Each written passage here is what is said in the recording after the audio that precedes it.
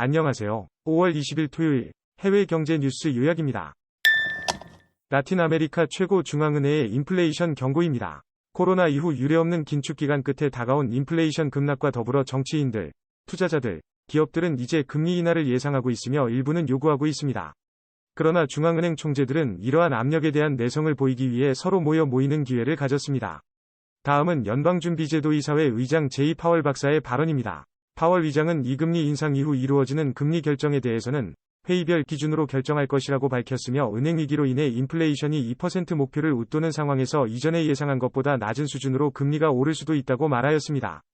다음은 블룸버그의 뉴스입니다. 70명의 경제학자 설문조사 결과 2분기에는 0.5% 증가할 전망이지만 소비 지출이 둔화되고 기업 투자가 축소됨에 따라 하반기 경제가 축소될 것으로 예상됩니다. 65%의 응답자는 내년 경기 침체 가능성이 있다고 밝혔습니다. 다음은 미 연준 뉴욕지사 존 윌리엄스의 발언입니다. 코로나19 대유행 이전 보유하던 매우 낮은 이자율 시대가 끝난 건 아무런 증거가 없다며 나아가 장기적으로 성장은 더욱 더 느려질 것이라고 밝혔습니다. 하지만 아르스타 방식으로 자연금리에는 큰 영향이 없었다는 평가를 내렸습니다. 다음은 최근 경제 불황 속에서 연봉 협상을 하는 방법에 대한 뉴스입니다. 급여 인상을 요구하는 것은 창의성 감퇴와 같이 고민거리가 많은 시기에 거부감을 불러일으킬 수 있습니다. 그러나 인플레이션이 상승하면서 월세도 오르고 있고 돈이 충분하게 흐르지 않는 시점에서 급여 인상 요구를 하는 것은 다른 시기와 마찬가지로 어느 때보다 중요합니다.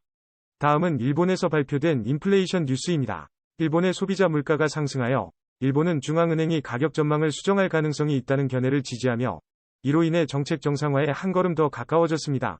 이번 분석은 도쿄의 숫자와 일치하며 일본은 여전히 2%의 지속적 인플레이션 목표를 달성하지 못할 것으로 예상된다고 말했습니다.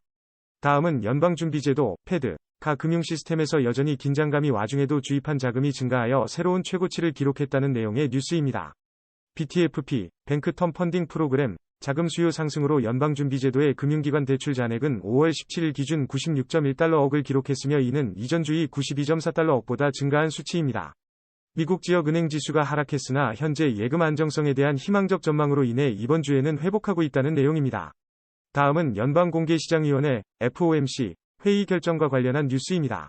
미국 연준은 다음 달이 아니라 7월 회의에 이르러서 금리 인상을 검토할 것이라는 리포트가 전해졌습니다. 이는 이전에 예고된 것과 달리 6월에 금리 인상을 하지 않겠다는 바람직한 이론을 지지하는 도박성 시사이기도 합니다. 다음은 엘나이노스가 경제성장에 미치는 영향에 관한 뉴스입니다. 엘나이노스 관련 기후변화는 작물 손실, 홍수, 산불 및 시민 불안으로 인해 지속되는 수개월 또는 1년간 몇십억 달러의 직접 영향을 미칠 수 있습니다. 이에 대해 실질적 개입, 메타인지 수준의 경제 축소로 이어지는 성장 감소가 있어 경제적 분명히 코스트 트릴리언즈 오브 달러즈입니다. 다음은 4월 기존 주택 매출에 관한 뉴스입니다. 미국 국가부동산협회는 주요 인벤토리 도전 요인으로 거래량이 하락하고 기존 주택의 중간 가격도 줄어들었다고 발표했습니다. 경제학자들이 예상한 연간 4.3백만 건보다 약간 낮은 연간 4.28백만 건을 기록했습니다. 그럼 오늘의 요약을 마칩니다. 감사합니다.